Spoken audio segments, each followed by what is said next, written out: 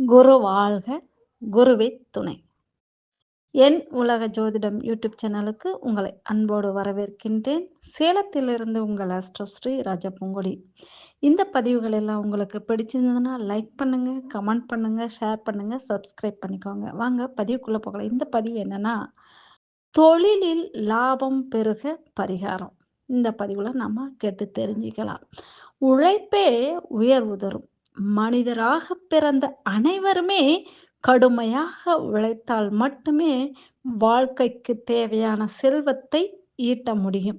சிலர் சுயமாக தொழில் வியாபாரங்கள் செய்து அதன் மூலம் பொருள் ஈட்டுகின்றனர். இந்த தொழில் அதிபர்கள் மற்றும் வியாபாரிகள் தாங்கள் செய்கிற தொழில் வியாபாரங்களில் நஷ்டங்களை தவிர்க்கவும் லாபங்கள் அதிகம் பெறவும் முன்னோர்களால் சில பரிகாரங்கள் கூறப்பட்டுள்ளன. அதை குறித்து நாம இந்த பதிவுல தெரிஞ்சுக்கலாம். செய்யும் தொழில் மற்றும் வியாபாரங்களில் வெற்றி பெற நினைப்பவர்கள் தினமும் காலையில் எழுந்து குளித்து முடித்தவுடன் வாழைப்பழம், பேரிச்சம்பழம், முந்திரி, தேன், கல்கண்டு போன்றவற்றை ஒன்றாக கலந்து பஞ்சாமிர்தம் தயாரிக்க வேண்டும். பின்பு உங்கள் பூஜை அறையில் மகாலட்சுமியின் படத்திற்கு முன்பு பஞ்சமுக தீபம் ஏற்றி வணங்கி பஞ்சாமிர்தத்தை லட்சுமிக்கு நிவேதனம் வைத்து அதை பிரசாதமாக உண்ண வேண்டும். பிறகு அந்த பிரசாதத்தை உங்களிடம் பணிபுரியும் பணியாளர்கள் உண்ண கொடுக்க வேண்டும். இந்த பரிகாரம் உங்கள் தொழிலில் எப்போதும் நஷ்டம் ஏற்படாமல் காக்கும். தினமும் இந்த பரிகாரத்தை செய்ய முடியாதவர்கள் வாரத்தில் வெள்ளிக்கிழமையன்று மட்டும் செய்யலாம்.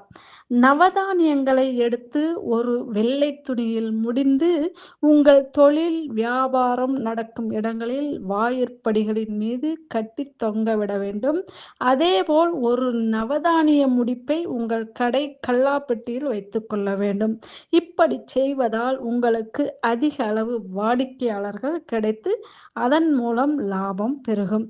தினமும் கடையை திறந்தவுடன் நன்கு பெருக்கி சுத்தம் செய்து அங்கு கடவுளின் படத்திற்கு முன்பு விளக்கேற்றி தூபங்கள் கொளுத்திய பின்பே உங்கள் வியாபார தொழில்களை மேற்கொள்ள வேண்டும்.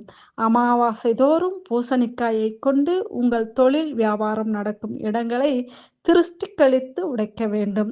உங்களின் வியாபாரத்தில் தினந்தோறும் கிடைக்கும் பணத்தையும் அதில் கிடைக்கும் பெரிய லாபத் தொகையையும் தினமும் வீட்டில் இருக்கும் லட்சுமியின் படத்திற்கு முன்பு வைத்து வணங்கிய பின்பு அலமாரியில் வைக்க வேண்டும்.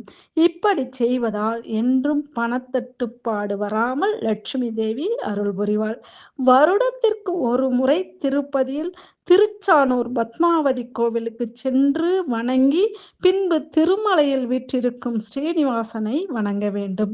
இந்த வேண்டுதல் உங்களின் செல்வ சேமிப்பை உயர்த்தி கொண்டே இருக்கும். நன்றி. மீண்டும் அடுத்த பதிவில் சந்திப்போம். வாழ்த்துக்கள். வளங்கள் யாவும் பெருகட்டும். நன்றி.